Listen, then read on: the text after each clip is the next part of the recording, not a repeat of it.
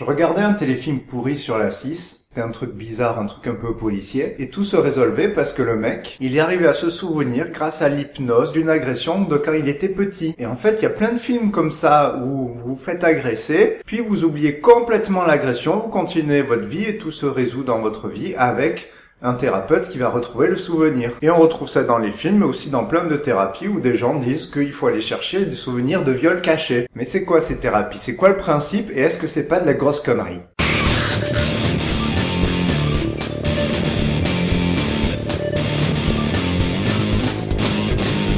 Alors l'idée de la mémoire de retrouver, qu'est-ce que c'est? Il vous arrive un truc traumatisant, genre je me fais violer. C'est tellement hard que vous l'oubliez, que c'est refoulé dans un coin de votre esprit.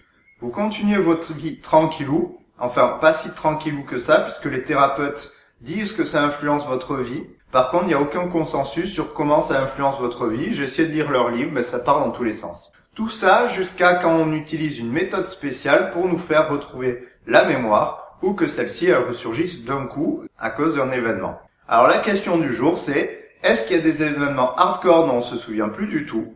Et est-ce que je peux faire confiance à un thérapeute qui va me dire je vais trouver un viol caché parce que vos problèmes viennent de là. Bon, avant toute chose, pour ceux qui lisent anglais, vous avez ces 3 petits articles qui résument vachement mieux tout ce que je dis. Donc si vous lisez anglais, allez les lire au lieu de m'écouter. Alors, l'idée de la mémoire retrouvée, ça vient de plusieurs faits précis. Le premier, c'est que Freud, il a eu cette idée il y a 100 ans. Le deuxième, c'est qu'après des accidents graves, les gens, ils oublient ce qui s'est passé. Le troisième, c'est que des fois, il y a des agressions avérées et que l'agressé dit de pas s'en souvenir. Le quatrième, c'est que des fois, les gens, ils oublient une partie de leur vie. Et le cinquième, c'est qu'après une agression, la mémoire peut être pas mal atteinte. On va analyser les points un par un. Premier point. Freud, c'est le mec qui a inventé la psychanalyse.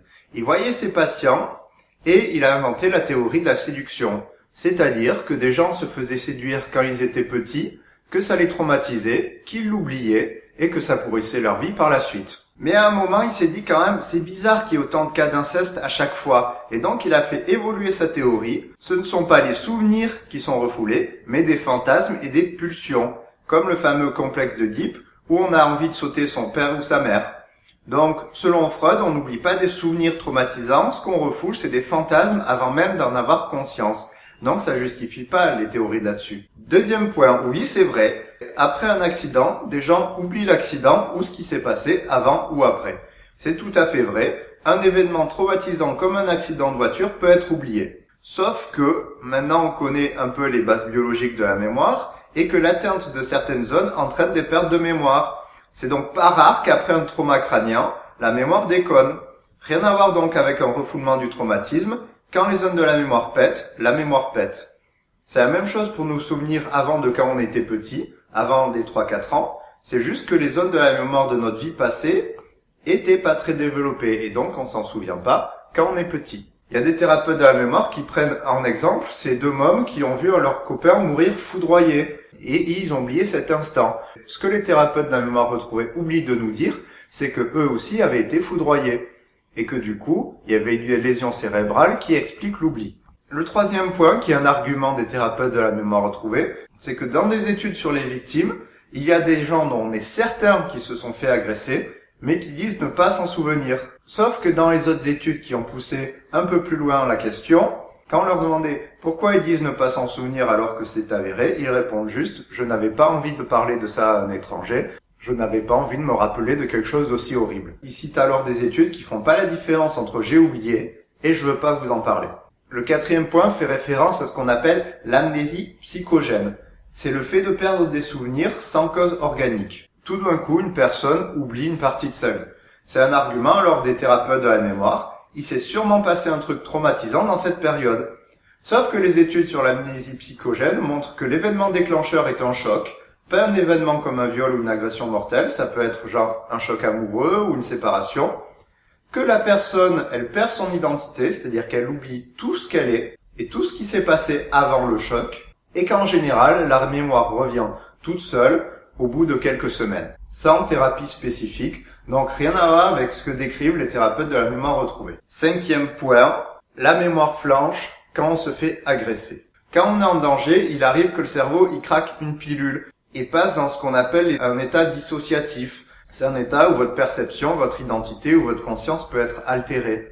Un exemple connu de perception altérée, c'est la femme qui s'est fait violer avec la télé allumée et qui, quand elle essaie de se souvenir du visage de son agresseur, se souvient du visage du mec à la télé. Et les thérapeutes de la mémoire retrouvée disent que cette dissociation pourrait aller jusqu'à ce que la personne oublie complètement l'événement. Sauf que même si la mémoire de l'événement déconne, la personne se souvient bien quand même qu'il y a un truc qui foire. La personne violée, elle sait quand même qu'il y a quelqu'un qui est rentré, elle a des bribes de souvenirs. En plus, maintenant, on connaît bien les effets d'un événement traumatique, qui sont généralement les états de stress post-traumatique. Tous ces effets sont bien identifiés avec des symptômes précis. Et que plus le trauma est gros, plus ces symptômes vont se manifester, comme des flashbacks par exemple de l'agression.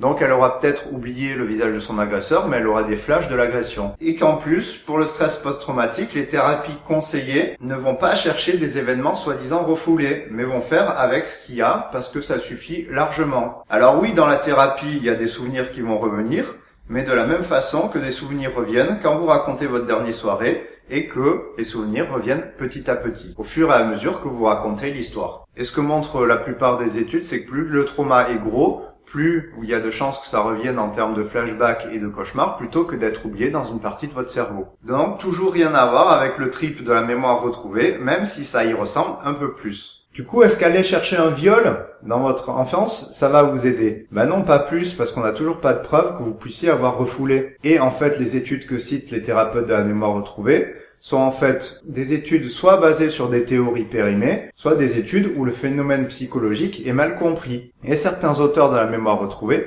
confondent, par exemple, agression refoulée avec tous les phénomènes que je viens de vous décrire. Maintenant, si vous êtes thérapeute, il faut pas nier qu'il y a des gens qui vont arriver dans votre cabinet en vous disant « Non mais je suis sûr que j'ai été violé il y a 20 ans, c'est mon hypnotiseur qui me l'a dit ». Cette personne a une souffrance réelle, et ça posait de gros problèmes ça aux États-Unis il y a quelques années. Du coup, si vous êtes thérapeute, faut arriver à démêler tous ces phénomènes psy et faire la différence entre tout ce que j'ai décrit avant, ce qui peut être très très chaud à faire. C'est pour ça que je vous laisse ce petit article qui peut vous dire et vous aiguiller sur quoi faire avec ce type de patient.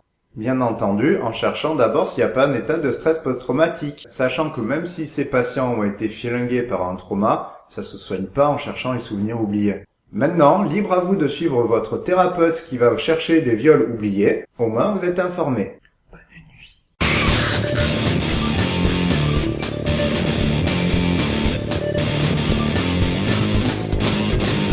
Bon, avant toute chose, pour ceux qui lisent anglais, tiens, il y a un joli petit moustique.